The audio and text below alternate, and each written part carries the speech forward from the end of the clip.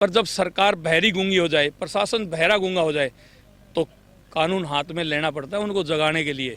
500 700 2-4 हज़ार नहीं आएंगे।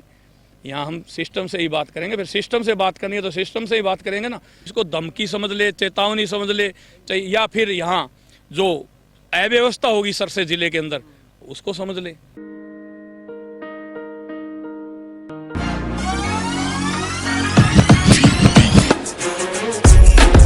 This is my school. It's very pleasant and I love my school. Thanks.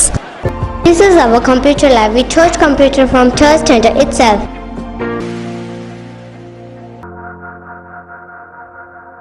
This is a school where my dream come true. नमस्कार, सामने दिखाई दे रही तस्वीरें सिरसा जिला के गांव रंधावा की हैं, जहां पे आपको बता दें कि रंधावा गांव के अंदर महाराणा प्रताप की मूर्ति जो है वो शरारती तत्वों के द्वारा खंडित कर दी गई थी। 27 मार्च को मूर्ति को खंडित किया गया था और उसके बाद आज 10 दिन बीत जाने के बाद भी किसी तरह की कोई कार्रवाई जो है वो अभी तक नहीं हुई है। पुलिस के द्वारा जो शरारती तत्व हैं उनको जो है वो अभी तक पकड़ा नहीं गया है। ऐसे में अगर बात करें तो गाँव के लोग अनिश्चितकालीन धरने पे जरूर यहाँ पे बैठे हुए हैं, लेकिन बार बार जो है वो प्रशासन को इस समस्या से अवगत भी करवाया जा चुका है, लेकिन अब तक पुलिस के हाथ जो है वो खाली के खाली हैं। ग्रामीणों का साफ तौर पे कहना है कि शासन और प्रशासन को कई बार जो है वो इस मामले से अवगत करवाया जा चुका है, लेकिन बावजूद इसके भी किसी तरह की कोई कार्रवाई जो है वो कठोर कार्रवाई जो है वो अमल में नहीं लाई गई है। इसी कड़ी में इसी मुद्दे को ध्यान में रखते हुए आज जो है वो सुखदेव सिंह गोगामेडी जो कि करनी सेना के अध्यक्ष हैं, वो जो है वो आज यहाँ पे रंधावा गांव के अंदर पहुँचे हुए हैं और रंधावा गांव के लोगों के साथ मिल करके कदम से कदम मिला करके चल के जो है वो इस लड़ाई को लड़ने का आह्वान जो है वो सुखदेव सिंह गोगामेडी के द्वारा लगातार किया जा रहा है। अब ऐसे में सुखदेव सिंह गोगामेडी की ओर से और तमाम ग्रामवासियों की ओर से शासन प्रशासन को समय दिया गया है 16 अप्रैल तक का। 10 दिन इससे पहले बीत चुके हैं और 10 दिन और जो है वो प्रशासन को दे दिए गए हैं कि 16 अप्रैल तक प्रशासन जो है वो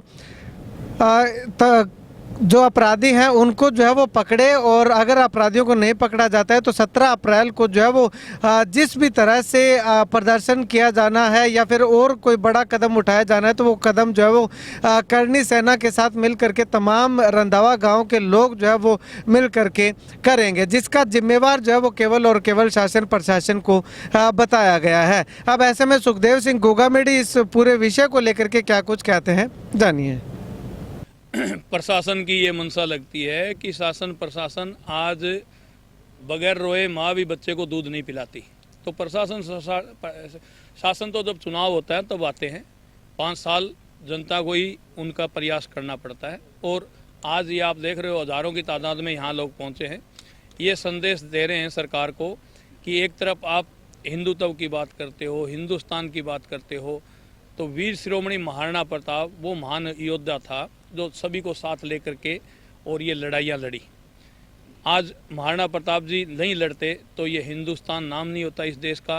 इस देश की अखंडता के लिए, इस देश की बहन बेटियों के लिए, इस देश की गाय को बचाने के लिए, इस देश के मंदिरों को बचाने के लिए उन्होंने अनेकों लड़ाई लड़ी। वो 36 कौम के नेता थे। तो मैं आप लोगों से आग्रह करना चाहता हूँ कि अपराधी किसी भी जाति का हो सकता है, वो पूरी बिरादरी दोषी नहीं हुआ करती। जो अपराध जिसने किया है वही दोषी है। हम ये चाहते हैं 16 अप्रैल तक अपराधियों को गिरफ्तार कर लिया जाए। 10 दिन बीत जाने के बाद भी आज शासन प्रशासन गांव वालों को विश्वास नहीं दिला पाया, यहाँ कोई आ नहीं पाया, कोई बड़ा नेता नहीं आया, कोई पुलिस का बड़ा अधिकारी यहाँ नहीं आया। यहाँ तक एसएचओ है वही एक बार आकर के यहाँ चला गया। तो इतने हल्के में ना ले, हम सोए हुए हैं, ये सोई हुई कौम है।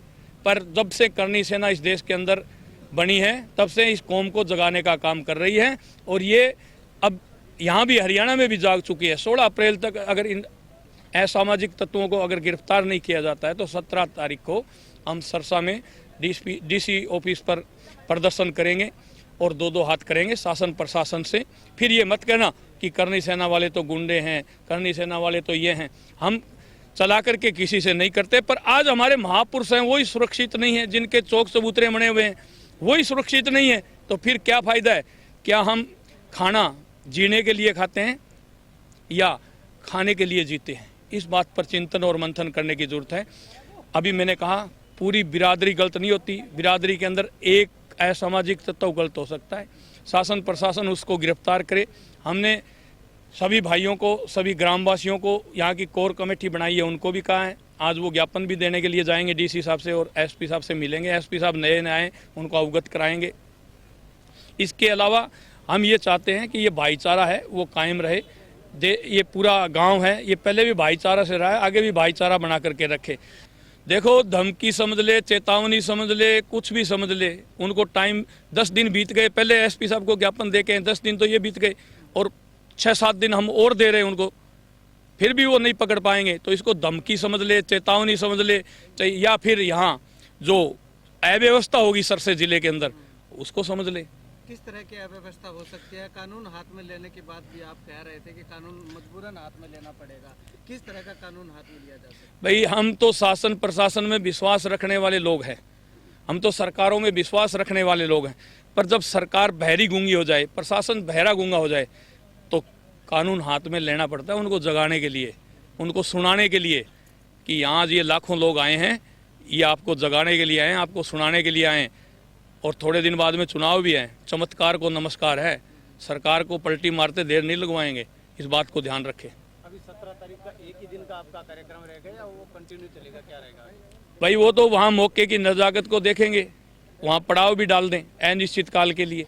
तो सरसा में मैं यही तो कह रहा हूँ, अव्यवस्था होगी तो उसको फिर शासन प्रशासन संभाले और व्यवस्था रखे। ये नहीं कि आज हम ये गांव के अंदर हजारों लोग हैं, हजारों नहीं लाखों आएंगे वहाँ। और अभी मैं परसों ही मीटिंग करके आया हूँ, उसमें 2 लाख करनी सैनिक थे, सर्व समाज के लोग पहुंचे थे। 6 लाख लोग केसरिया महापंचायत सर्च करके देख लेना। 2 अप्रैल को जयपुर के विद्याधर नगर स्टेडियम को खचाखच भरा है, 6 लाख लोग आए थे करनी सेना के आह्वान पर। तो हम यहाँ आह्वान कर रहे हैं, तो हम कोई यहाँ 500, 700, 2-4 हज़ार नहीं आएंगे।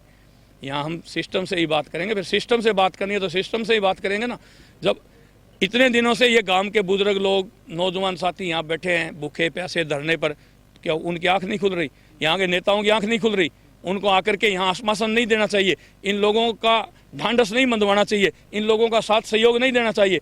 क्या ये वीर शिरोमणि महाराणा प्रताप जी अकेले ठाकुरों के थे? नहीं, इस देश के लिए लड़े, इस देश की अखंडता के लिए लड़े, इस देश की राष्ट्रवादता के लिए लड़े, वो सभी के थे। और हम तो चाहते हैं जो भी कोई मुलजिम है उसको गिरफ्तार करे। पूरी बिरादरी गलत नहीं होती, उस बिरादरी में कुछ चंद लोग गलत होते हैं।